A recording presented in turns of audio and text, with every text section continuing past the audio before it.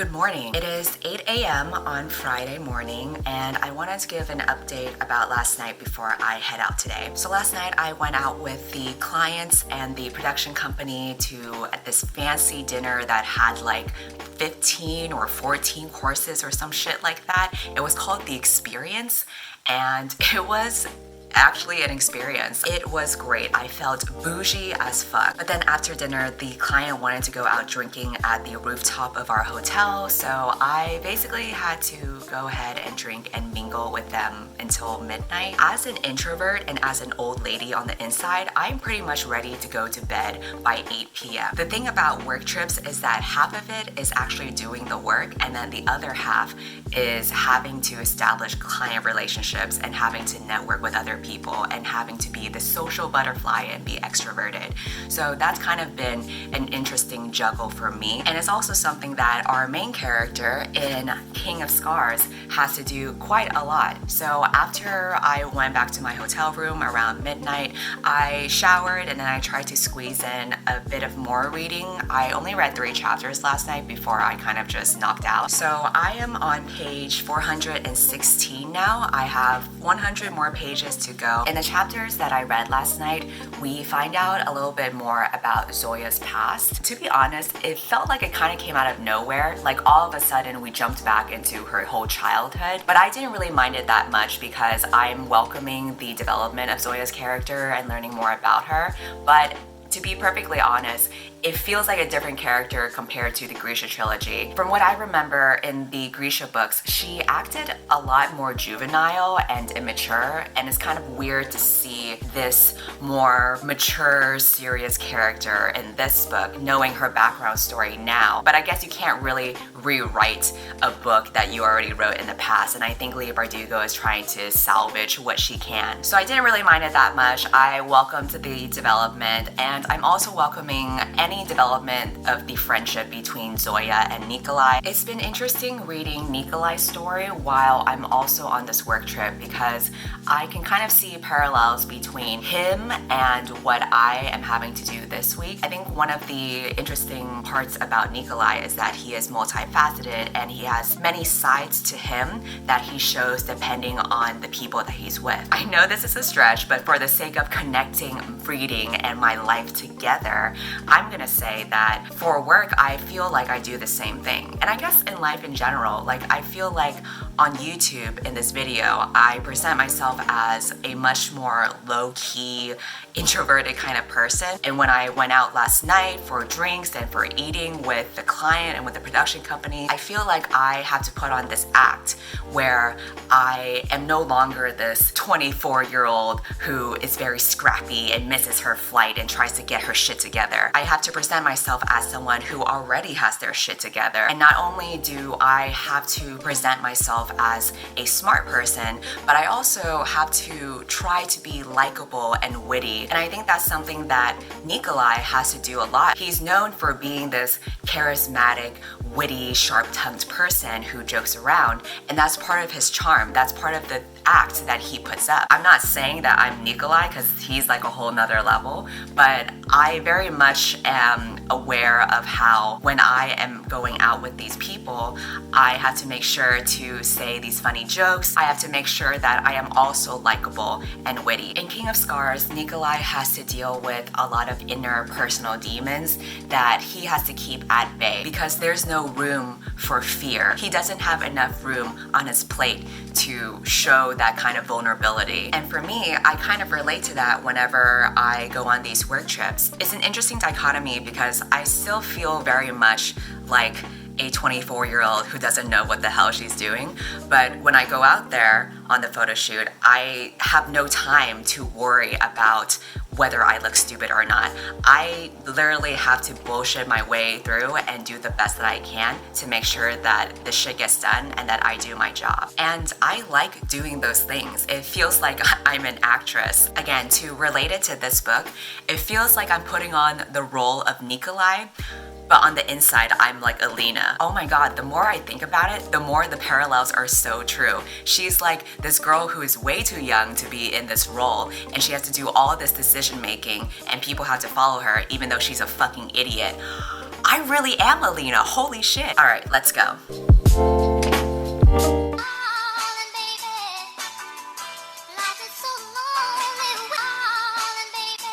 I just got dropped off from my Uber and I was talking to one of the production company members, and when we got out of the Uber, the driver was like, "Your voice is beautiful." And I was like, thanks, I guess. Anyway, I'm gonna eat some breakfast before I start on my first shot, and we have a really nice view over here.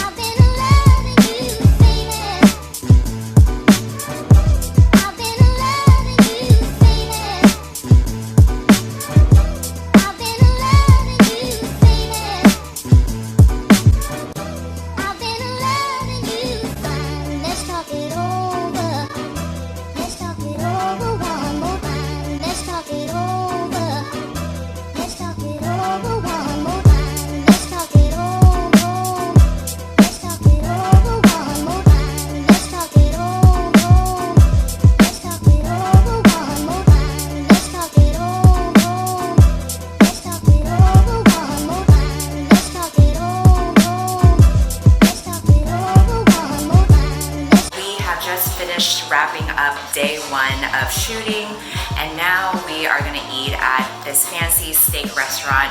I'm gonna pick out what steak I'm gonna eat, and I'm gonna get a mango mojito.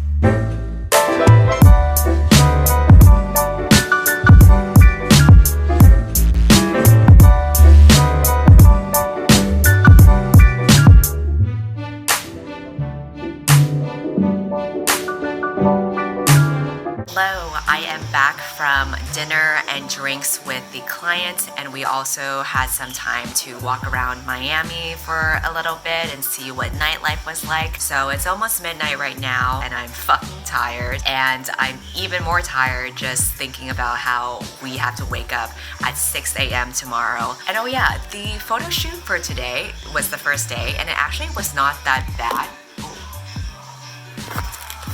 This always fucking happens to me. I know everybody in the comments always makes fun of how I always drop my phone in every video, but it's true. The photo shoot was not as bad as I thought it would be. I mean, I didn't expect it to be bad, but this morning when I was filming my thoughts and my reflections, I kind of made it out to be like a bigger deal than it was, when it really wasn't that big of a deal. So it was nice because if I wanted something to be moved, there is a specific person that will move the props. If I felt like the actor needed to roll up his sleeves or something, there's a stylist that is specifically supposed to be the one who rolls up his sleeves. So I don't even have to go out of my way to do that. Again, it's really just standing and staring at a screen and giving suggestions. That's really all there was to it. And I will say that the nice thing about this is that because everyone knows their shit, you can kind of just space out for like 5 minutes and things will still be completely fine, which is exactly what I did throughout the day because I was fucking tired. I'm gonna take a shower and then go to sleep now.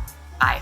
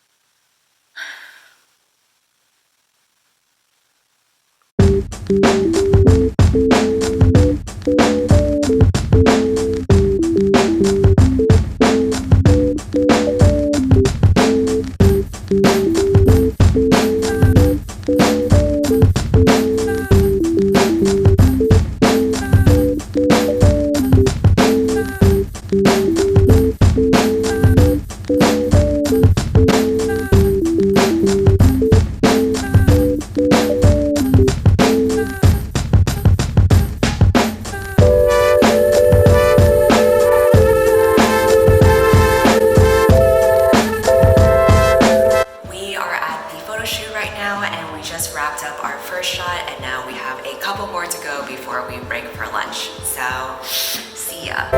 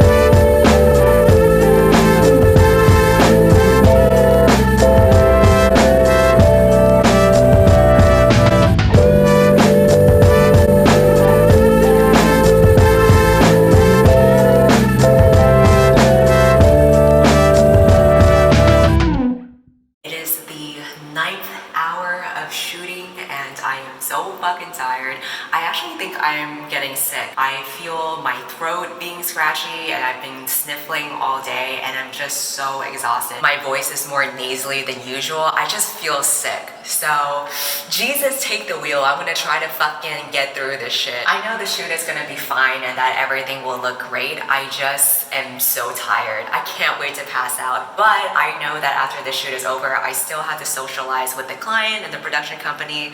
So it's gonna be a long time before I hit the bed. Even though I get tired so easily because I'm an introvert, photo shoots are still one of my most favorite things to do for my job.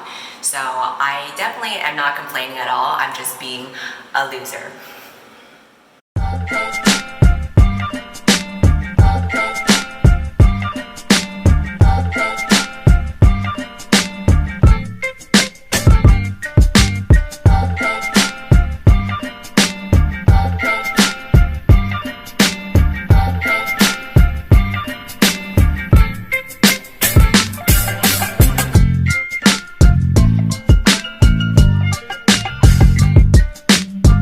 This is the most tired I've ever been in my life. I think it's the most tired I've ever been in my life. I could barely open my eyes throughout the day. I guess it really is a combination of just sleep deprivation and the changing weather and being sick. But we made it. We died, but we made it.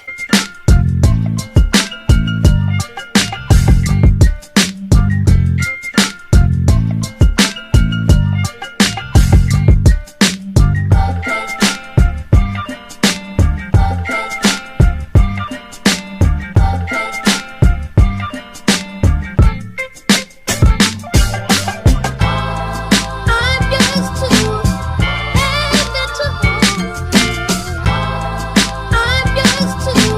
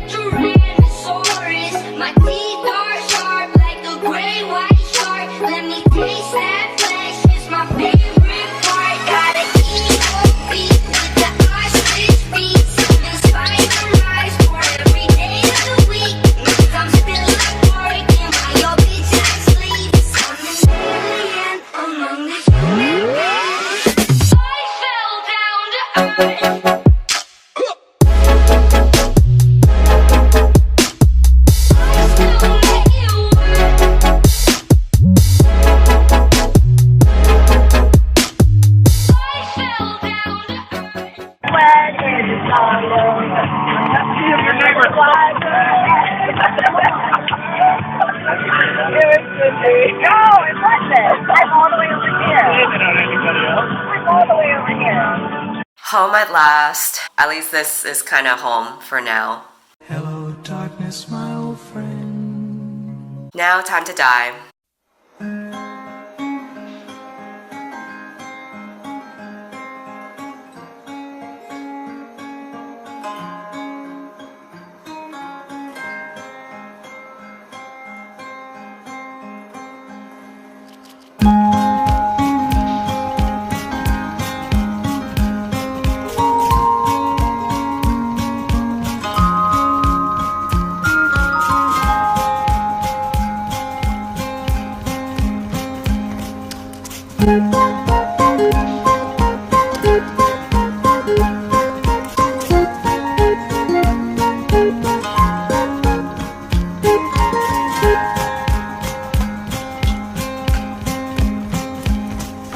Good morning. I am going to the pharmacy right now to pick up some cold medicine because I feel like shit. This is my glamorous life.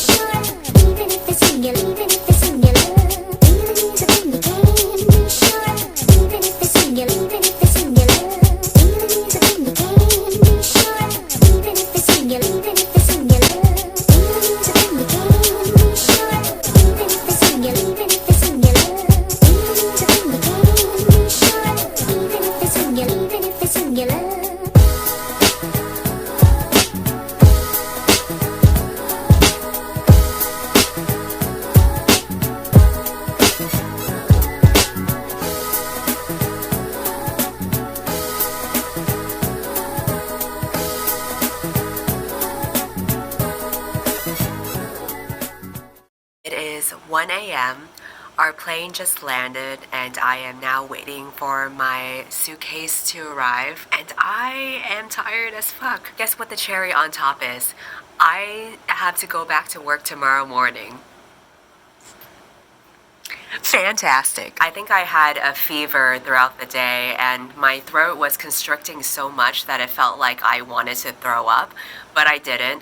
So, there's that. Sexy facts about me. I do want to give an update that I finished King of Scars on the plane, and That ending though, pretty crazy. I feel like I should have seen it coming, but because I was so distracted by life in general, I didn't really pay attention to it, and then I was like, oh shit's about to go down. I would rate King of Scars 4 stars because I didn't like it as much as Six of Crows or Cricket Kingdom, but I will note that I think Nina's character arc was written much better in this book than the duology. And I realize it's because even though Nina is a strong, badass character, I feel like a lot of her story in the duology was revolved around another man and her love story with that man. And don't get me wrong, like, I like Matthieu, he's a cool dude. Hell, even I would bang him too. But what was unique about her story in King of Scars was that the conflicts and the other characters were entirely surrounded by women. And I just thought that it was so cool that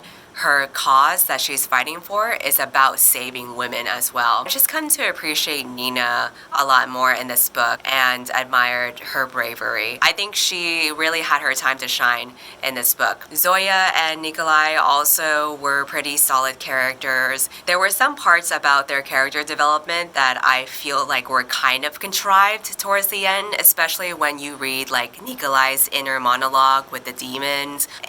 I'm tired, so I'm kind of like more forgiving of that. I think the one criticism that I can think of with my last remaining brain cells is that it does feel like Nikolai's story and Nina's story are like two disconnected stories and they don't really blend well together. So it feels like you're reading two separate stories in one book. That's like the one narrative critique that I can think of right now. But for now, I think my suitcase is getting dropped off, so I will go pick that up.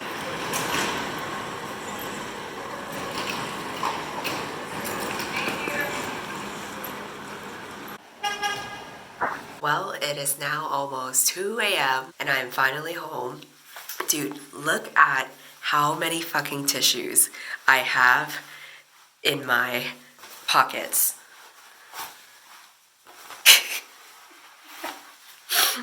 This is how many times I've had to blow my nose just within the past hour, because what I would do is every time I would get on my next flight or I would go to like a new building or location or whatever, I would go to their bathrooms and restock on a whole bunch of tissue paper and stuff it in every pocket. Despite all that, I still can't breathe through my nose. I'll do a proper wrap up tomorrow for the video. I just don't have enough energy right now, but here we go, a very authentic vlog. Good morning. It is now Monday morning and I feel like I got hit by a truck. Like I've pretty much lost my voice and there's construction going on outside my window. But I'm gonna work from home and I'm gonna try to get it through.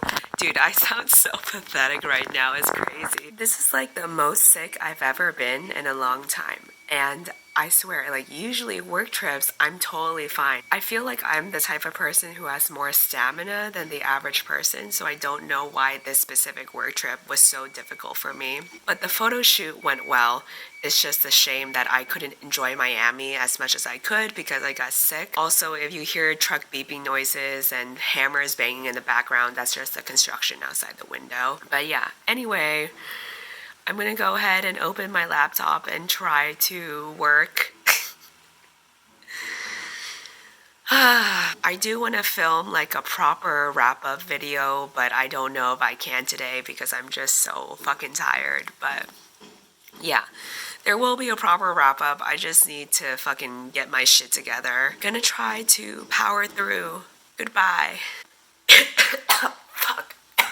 Okay, I don't think I'm gonna get any better, so I'm just gonna go ahead and film a wrap-up right now. To recap, I finished King of Scars last night on my plane ride and I enjoyed it. I know a lot of people had mixed feelings about this book, but I think the reason why I enjoyed it more than the average person was because I currently am dying. But I think regardless of whether you enjoy the book or you don't, objectively speaking, all of the characters here were written so much better than how they were portrayed originally. I also want to point out that It's interesting to me that Nikolai deals with imposter syndrome. There's a voice inside his head during the monologue that calls him a liar, a fraud, an heir to no one, a pretender to the throne. And that's basically imposter syndrome. And there's a lot of questioning about how worthy he actually is and whether the stuff that he does actually matters. And this is very similar language to what I was saying in my depression video when I was reflecting on myself and my life. It's interesting to see some parallels with his inner conflict to my own inner conflict as well. And that is a good transition to recapping this past week and kind of me airing out my reflections about my life. If you're not interested in that, you can just go ahead and click away because I'm pretty much done with this book. Let's just talk about like this past week. I am very pleased to hopefully see that oh fuck. Anyway, my coworker actually posted a really nice shout out. Shout out to Cindy for showing 100% commitment and command of the Google shoot this week in Miami. She stayed on top of an enormous amount of detail, some of which changed many times at the last minute as a result of client input. She handled all the flux with grace, professionalism, and quick thinking on her feet. I am so glad I finally got to work with you and see all your talent in action. Dude, I'm fucking dying. What if I die in the middle of this vlog? That would be something. I do want to take a moment to kind of share something that I've been thinking lately as I'm reflecting on this trip. And this actually happened when I had dinner with the clients and the production company, and I was cracking open those crab legs and eating them. And then I had this surreal moment where I was like, holy shit, this is my life. This is real. I am in Miami as an art director for a Google photo shoot. Like, what? And I started thinking about how weird and unusual and rare this kind of opportunity is. When I was eating dinner with Google and the production company, they found out that I was 24 and they were very surprised by that. I know that I am very lucky and privileged to be where I am right now, but I think I've always kind of put it off in the back of my mind. I've always downplayed it. Like, I always just tell myself like, oh, this is just another shoot. It'll be fine. You just gotta pretend that you're competent. This is just a very lucky situation.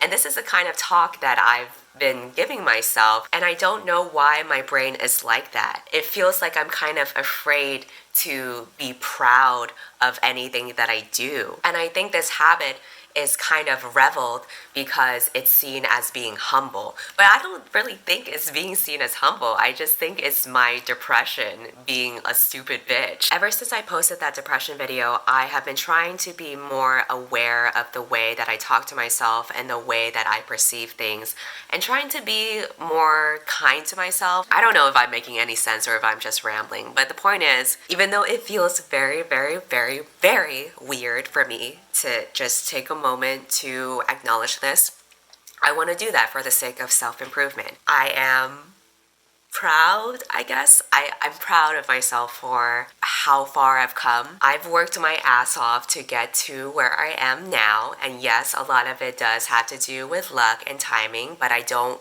want to use that as a way to negate everything else that I've done on my own accord as well. The fact of the matter is, I became an art director when I was 23. This past week, I went on a photo shoot with Google, with a photographer who worked on Game of Thrones, with a stylist who worked on the newest Jonas Brothers music video, with an actor from Nickelodeon. And then there's me. I don't know what I am exactly, but I would love for it. I'm holding back from insulting myself right now. I'm just gonna say, there were all these people, and then there's me. No judgment there, not gonna downplay myself. And I'm gonna try to take more time to be grateful and proud. Oh, fuck.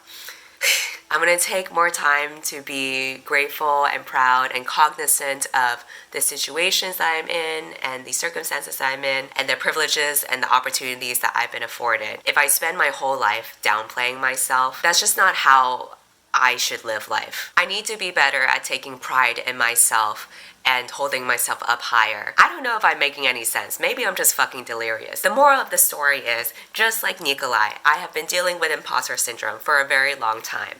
But just like Nikolai, I'm gonna work on improving my self-image and fighting my inner demons and accepting that Maybe I will not be this picture of myself that I wish to be, but I don't have to be that way. All I can do is really just embrace who I am now and how far I've come, and just continue working on myself, my true self, not this image of who I wish I could be. I hope that makes sense. I don't know if it does, but I'm gonna end this vlog now. Unfortunately, I don't have any flashy endings to this, so this is just gonna be the end. Otherwise, I'm gonna die. Bye.